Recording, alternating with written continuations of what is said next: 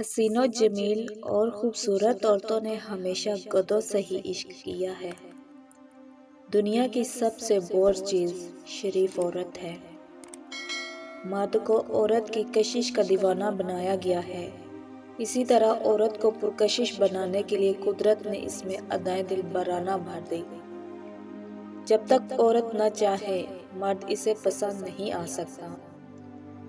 زندگی وہ کہانی ہے جس میں من چاہے کردار نہیں ملتے۔ پتہ نہیں کہ کھڑکی ایجاد کرنے والا دمے کا مریض تھا، چور تھا یا کوئی عاشق تھا۔ جہاں غربت، بے روزگاری اور بھوک ہوتی ہے، وہاں نہ کوئی مذہب ہوتا ہے نہ انسانیت، وہاں صرف منافقت، جھوٹ، دھوکہ، غلامی اور ظلم ہوتا ہے۔ اس مرد و زن سے زیادہ بدصورت کوئی نہیں ہوتا جس کا دل ٹوٹا ہو اور وہ اللہ کی باقی تخلیق بلائے صبح شام بیٹھ کر اس پر ماتم کرے۔ جب مفادات ایک جیسے ہوں پھر اختلافات، نظریات اور اخلاقیات معنی نہیں رکھتے۔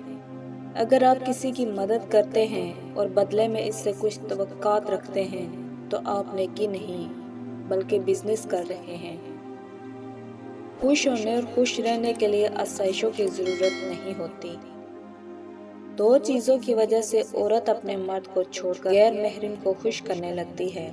اول، جب توجہ اور محبت نہ ملے۔ دوم، ہر وقت کی تذلیل۔ دنیا ایک دھوکہ ہے، یہاں کوئی آپ کا ہمدرد نہیں۔ آپ تنہا آئے ہیں اور تنہا ہی جانا ہے۔ اگر آپ کو علم ہو جائے کہ لوگ کتنی جلدی آپ کو آپ کی موت کے بعد بھول جاتے ہیں تو آپ لوگوں کو متاثر کرنے میں زندگی ضائع کرنا چھوڑ دیں گے۔ ایک بات اٹل ہے کہ ہر مرد عورت کا اسیر اور خواہش مند ہے، بس طریقہ واردات سب کا الگ الگ ہے۔ تاریخ گواہ ہے مرد نے ہمیشہ عورت سے فریب کھایا اور معصومیت میں مارا گیا۔ اگر پسندیدہ عورت مرد کو ایک بار توڑ دے تو آگے وہ مرد اپنے آپ کو خود توڑتا رہتا ہے۔ ایک مرد کے لیے اس سے بڑی سزا اور کیا ہوگی کہ اسے محبت کرنے والی عورت چھوڑ دے۔ عورت جب چھوڑتی ہے تو صرف چھوڑتی نہیں بلکہ کہیں کا بھی نہیں چھوڑتی۔ جب عورت کسی مرد کے قریب ہونا چاہتی ہے اور اس کی محبت پانے کے لیے بے قرار ہوتی ہے تو وہ اس کے سامنے یوں ہوتی ہے جیسے کھلتا ہوا پھول سورج کی روشنی میں موجیں مارتا ہوا اپنی پنکھیاں بکھیر رہا ہوتا ہے۔ جہاں سورج رخ کرتا ہے پھول بھی اسی جانب رخ موڑ لیتا ہے۔